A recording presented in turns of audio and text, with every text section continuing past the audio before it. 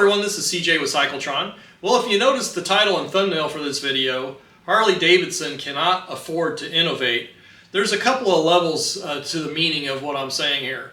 The first obvious one is that Harley Davidson really doesn't have a lot of extra cash. They haven't been seriously investing in a lot of advanced research and development to dramatically improve the type and functionality and overall operation and reliability of their motorcycles in any big jump.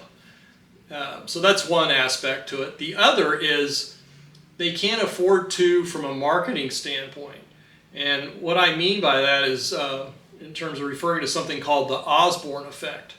So there was a leader in personal computing in the early 80s, Osborne Computer Corporation, and they came out with, for the time, a relatively portable PC that had a detachable keyboard and it had floppy drives in it.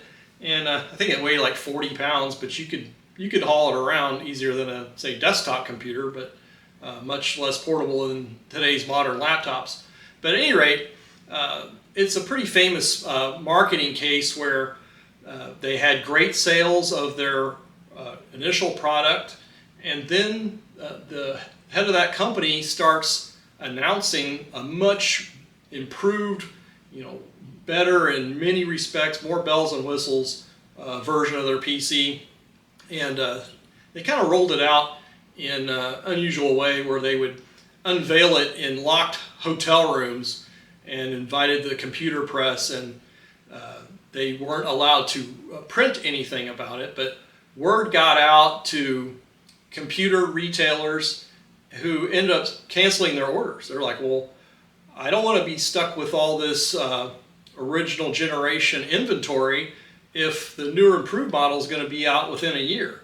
So their sales cratered and they ran out of cash and they had to file for bankruptcy. So certainly with Harley Davidson, they haven't innovated in a step change fashion as near as I can tell. I mean, the big changes have been with the engine platform, and those happen over a long period of time.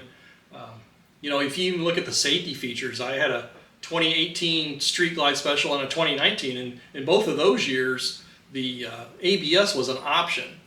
And many motorcycles from competing manufacturers had all these features as standard.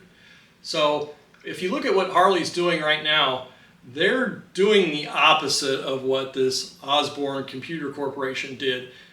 Some of it's by design and some of it's just baked into the cake in terms of how Harley Davidson operates. Now there can be times where the news of a new product can entice people to wait. Instead of buying something now, they may just wait and get the new and improved version. And I can think of a couple examples there. Harley recently announced their new CVOs coming out here on June 7th. And just a little teaser video came out on that. And it looks like pretty significant styling changes and supposedly variable valve timing, which is a significant improvement in engine technology relative to what Harley Davidson's been doing up till now. But is it enough for somebody to say, hey, why buy a expensive Harley right now, touring bike, if I can just wait a few months and get the new CVO with all the bells and whistles and new features? And Harley mitigates this by dribbling out new models throughout the year. That's one. And they segment the market to a high degree so that these CVO models are going to be quite expensive, well in excess of, I'm hearing $50,000 to $60,000. The anniversary CVO, the Road King Limited, it's retail at $52,000. So I imagine these newer versions of the CVO are going to go for more than that. So are there people who thought about buying the Road Glide CVO Limited and thought, well, now I'm going to wait? Hard to say, but if Harley had introduced this technology throughout their line of touring motorcycles, you could most certainly see it affecting near-term sales and cash flow and create problems for them. So Harley's pretty smart in how they roll out new features. It's very incremental. In some respects, they've been behind Indian, particularly with regard to infotainment. I think Harley's caught up with Indian in that regard, but if you look at, all the way through 2019, 2020, I think Harley's infotainment lagged Indian's by quite a bit.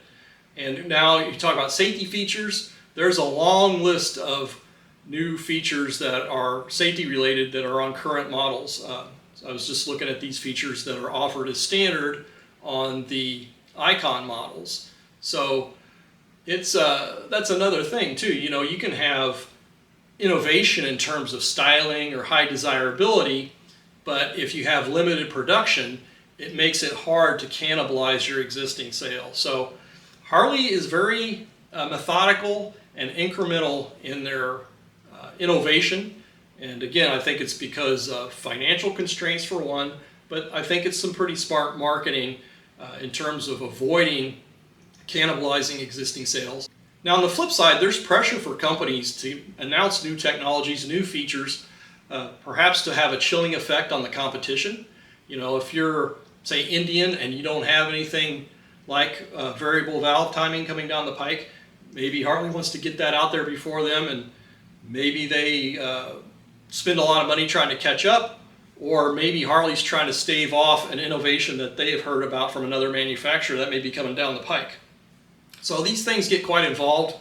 I guess I would ask you all, have you ever had an instance where you wanted to buy a product, or let's say in this case a motorcycle, and you heard that a much better version was coming down the pike, and you decided, hey, I'm just going to hold off?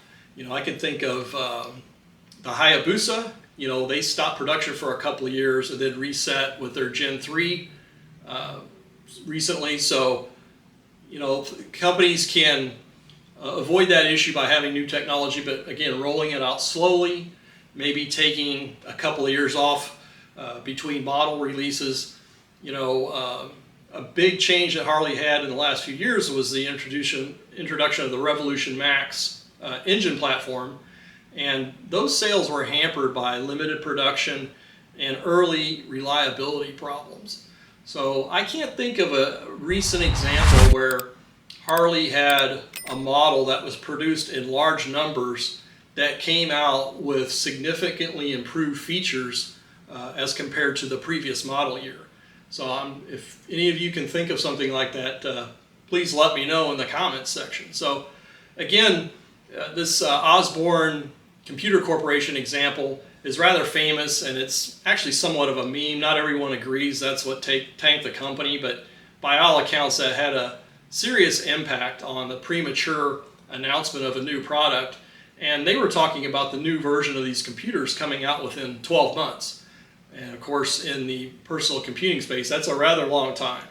So it depends on the product. The product cycle is typically much quicker for technology products like computers as compared to motorcycles. Although the technology is becoming more and more complicated, it'll be interesting to see what additional safety features that aren't offered now, even as an option, may be standard in a few years. I can think of maybe blind spot warning systems, or a warning if there's a fast approach from your rear, like in a situation where you're stopped at a traffic light and the car behind you doesn't notice you or is going to run the light and plow into the back of you.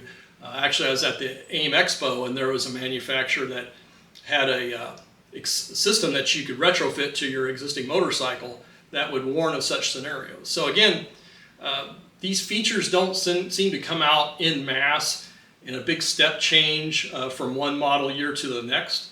It's very slow, it's incremental, it's spread out over many different models, and again, it's usually segmented where these new bells and whistles come out on higher spec, higher priced models like the CVO. And what we've seen with Harley is features that are unique to the CVO don't seem to stay unique to the CVO for very long, whether it's color schemes, engine displacement, or other features. Harley tends to dilute the uniqueness of these features in release to a broader range of motorcycles within just a few years of releasing the early special version of the bike. So please let me know what you think in the comments section.